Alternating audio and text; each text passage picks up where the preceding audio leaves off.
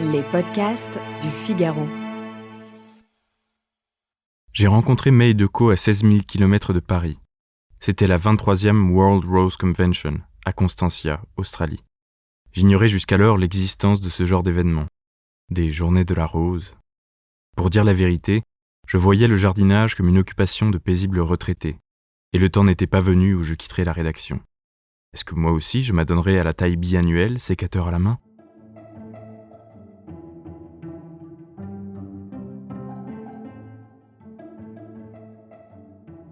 Bonjour et bienvenue dans le podcast Le Moment des livres. Vous venez d'écouter un extrait de La douceur d'Étienne de Montetti, publié chez Stock. Un roman inspiré par une figure de la résistance qui nous plonge dans la vie de May Decaux. Je m'appelle Alice Develay et aujourd'hui je suis avec l'auteur de ce roman. Bonjour Étienne de Montetti. Bonjour Alice. Vous avez publié La douceur. Dans ce roman, nous suivons les pas d'un journaliste en Australie pour la Convention internationale de la rose. Ses pas vont croiser ceux de Barbara, une jeune journaliste allemande. Ensemble, ils vont rencontrer May Decaux, la présidente de l'événement. Ils vont vouloir en savoir plus sur elle et même écrire un livre à son sujet. Au départ, May Decaux refuse, et puis elle finit par accepter de se confier sur son passé de déportée à Ravensbrück. Alors première question, Étienne de Montetti, comment est né ce livre et pourquoi La douceur ? Alors ce livre est né d'une rencontre avec une femme qui s'appelait Lily Gerlach, qui était belge, et qui avait été, comme mon héroïne, déportée à Ravensbrück à l'âge de 20 ans, et elle s'était reconstruite après la guerre grâce à cette passion pour les roses. Et cette concomitance entre la plus grande horreur de la déportation et la plus grande douceur de la rose, de l'amour des fleurs, cette coïncidence en quelque sorte m'a plu, et j'en ai fait un roman en extrapolant un certain nombre d'éléments pour parler de la reconstruction d'une femme, tout simplement. En épigraphe de votre livre, vous rendez donc hommage à Lily de Gerlach, une Belge déportée à Ravensbrück à 20 ans pour fait de résistance et qui a donc inspiré ce roman. Est-ce que vous aviez peur ou peut-être des doutes en écrivant à son sujet, de peur de peut-être la trahir ou d'aller trop loin, de ne pas assez en dire ?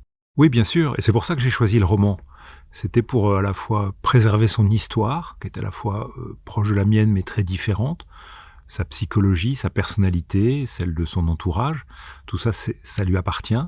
Et donc, j'ai préféré le roman, c'est-à-dire la mise à distance en choisissant un autre nom, une autre nationalité, parce que dans mon livre, mon héroïne est française, lui prêter une personnalité différente, une histoire différente, ce qui m'a permis à la fois d'être fidèle à une partie de son histoire, et également de pouvoir prendre des libertés et donc d'explorer plus profondément mon personnage parce que j'étais absolument libre de pouvoir le faire. Dans ce livre, May Decaux décide de confier au narrateur journaliste un paquet de feuilles, un manuscrit dans lequel elle relate sa déportation à Ravensbrück. Est-ce que Lily de Gerlach avait elle-même tenu un journal ou est-ce que ça, pour le coup, c'est vraiment de la pure fiction ? Non, en effet, j'ai découvert qu'elle avait écrit à des fins probablement thérapeutiques des notes. Donc pas un journal, plutôt des notes, oui, écrites au fil de la plume pour se débarrasser de ses fantômes, pour se débarrasser de ses hantises. Ces notes étaient éparses, je sais par sa famille qu'elles étaient dans une malle, dans des tiroirs, de manière complètement désordonnée. Elle a simplement publié des petits textes, quasiment des petits poèmes qu'elle a fait paraître à usage familial. Un joli titre d'ailleurs, Le faux silence. C'est un livre que j'ai pu lire et consulter et qui donne des indices sur son état d'esprit. C'est ça qui m'a intéressé. C'est là où elle exprime la permanence de ses cauchemars, de ses hantises, la permanence aussi du sentiment d'être étrangère au monde parce qu'elle vit ou elle revit des choses de manière intérieure alors que l'extérieur est absolument impeccable. C'était une femme qui avait une vie sociale, une vie personnelle, une vie mondaine, en quelque sorte tout à fait classique, et personne n'aurait pu soupçonner derrière cette femme élégante, entreprenante, qui avait dans la société belge un rôle important, mais que derrière il y avait une femme fragile, une femme que la déportation avait durablement ébranlée. Est-ce que, comme le narrateur, lui, qui a consulté des essais sur la déportation, des livres de Wiesel, de Samprin, vous-même, vous avez relu des livres portant sur la Seconde Guerre mondiale pour écrire ce livre ? Oui, en effet, j'en lis depuis très longtemps, depuis l'âge de 15 ans, quand on m'a mis entre les mains Martin Gray, Au nom de tous les miens. J'ai surtout découvert quelque chose, c'est la déportation féminine. C'est quelque chose de commun à la déportation et de spécifique parce que ça a trait aux femmes. Et il y a, pour s'intéresser à cette déportation particulière, il y a plusieurs grands livres. Il y a Charlotte Delbo, il y a Geneviève de Gaulle, mais il y a surtout Germaine Tillon. Pourquoi ? Parce que Germaine Tillon était une grande scientifique, c'était une ethnologue, et qu'elle a, dès son arrivée à Ravensbrück, entrepris un travail scientifique sur ce qu'elle vivait, sur ce que ses camarades vivaient. Elle a, pendant ce temps de réclusion, elle a fait récupérer par ses camarades de la documentation, des papiers venant de l'administration allemande, ce qui lui a permis, sitôt la libération du camp de Ravensbrück, d'entreprendre un travail considérable de mémoire, un travail de chiffrage, un travail de témoignage. Tout ce travail lui a permis d'être cité comme témoin dans les grands procès de l'après-guerre. Elle s'est présentée au tribunal avec des documents très importants pour la mémoire et pour la vérité. Elle en a fait des livres, ou elle en a fait un livre, tout simplement, qu'on va appeler Ravensbrück. C'est un travail sans cesse mis à jour, sans cesse complété de tout ce qu'elle a pu vivre dans ce camp. Ça va des conditions de détention au profil des surveillantes, en passant par les expérimentations médicales qui ont pu avoir lieu dans ce camp. Bref, une sorte de panorama ethnologique absolument saisissant mené par cette femme. Des histoires pleines d'espérance, des leçons de courage, la littérature en est remplie, alors quel livre illustre pour vous l'espoir ? Je pense que ce sont les livres de Saint-Exupéry, Terre des hommes, qui sont à la fois des magnifiques histoires, mais où il y a une foi en l'homme tout à fait particulière, qui d'ailleurs n'est pas particulièrement inspirée par une religion ou par une certaine philosophie.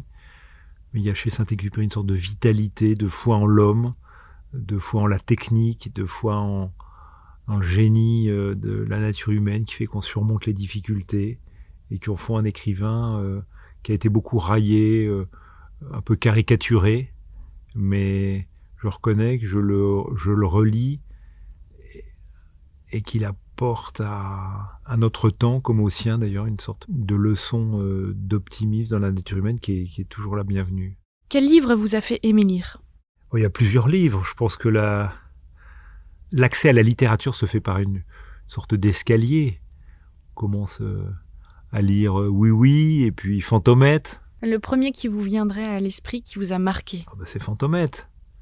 Parce que le meilleur ami de Fantomette, c'est un journaliste qui s'appelle L'Œil de Lynx, qui donne envie à tous les lecteurs et à toutes les lectrices d'être aussi journalistes. Et puis La Marche du Dessus, c'est probablement Jules Verne, et La Marche encore après, c'est Dumas. Et puis après Dumas, on peut aller chez Balzac, chez Stendhal, chez Tolstoï. Mais si on commence par le commencement, oui, c'est Fantomette. Quel est votre livre de chevet ? Mon livre de chevet, mon Dieu. Mon livre de chevet, c'est l'Évangile. Quel livre vous a fait pleurer ? Je crois pas qu'il y ait de livre qui m'ait fait pleurer. Il y a des films, des musiques qui me font pleurer. Je suis pas sûr que les livres me fassent pleurer. J'ai souvenir adolescent d'avoir été très marqué, par exemple, par la scène des Trois Mousquetaires où Milady va être marquée au fer rouge parce qu'elle est convaincue d'assassinat. C'est une scène tout à fait saisissante. Quand on est enfant, on est aussi tout à fait marqué par Sans famille, l'histoire de cet enfant qui n'a plus de parents. Donc ça, c'est des scènes qui émeuvent. J'en suis pas à Alexandre Dumas qui pleure parce qu'il fait mourir Porthos. Je contiens assez bien mes émotions en littérature. Quel livre vous a fait rire ? Je crois que c'est Le Confort intellectuel de Marcel Aimé, qui est une satire très très drôle des précieuses ridicules de son temps, des années 50. Donc il se moque beaucoup de tous les conformismes intellectuels et littéraires de l'époque. Il fait un faux poème surréaliste très très drôle et il en fait un commentaire très très amusant. Et puis il fait aussi une analyse de texte du poème de Baudelaire sur la beauté. Et on peut plus relire après ce poème sans penser à tous les commentaires très très drôles que Marcel Aimé fait dessus. Quel livre vous a mis en colère ? Je pense que tous les mauvais livres me mettent en colère. Les livres où je vois des banalités de style ou des fautes. Mais ça, je pense que ça me met en colère. Parce qu'on se dit, c'est du temps perdu. Et à un moment de la vie, on se dit, on n'a plus le temps pour ces livres quelconques. Et ce qui me met certainement en colère, c'est de voir leur accueil critique, leur accueil en librairie, alors qu'il y a tant et tant de merveilleux livres qui n'auront jamais de lecteur. Quel livre aimez-vous offrir ? Alors, je connais des gens qui offrent toujours le même livre, leur livre de passion, dont ils ont offert 200 exemplaires. Moi, je pense que j'offre le dernier livre que j'ai vraiment aimé. Et le dernier en date ? Alors, le dernier en date, c'est la future rentrée littéraire, donc je suis un peu prophète en mon pays. Le livre de Cécile Clilly, romancière inconnue, puisque c'est son premier roman, Un simple dîner, est un merveilleux premier roman. Je ne peux pas l'offrir parce qu'il n'est pas encore en librairie, mais l'exemplaire que j'ai circule déjà auprès des gens qui sont autour de moi. Chez Calman Levy, donc. Et c'est un livre qui est chez Calman Levy. Je rappelle que vous êtes l'auteur de La douceur, publié chez Stock. Merci Étienne de Montetti. Merci Alice. Merci de nous avoir écoutés. Cet épisode a été monté par Astrid Landon. Louis Chabin était à la prise de son. Vous pouvez retrouver tous nos podcasts sur lefigaro.fr et sur vos plateformes d'écoute préférées. À bientôt!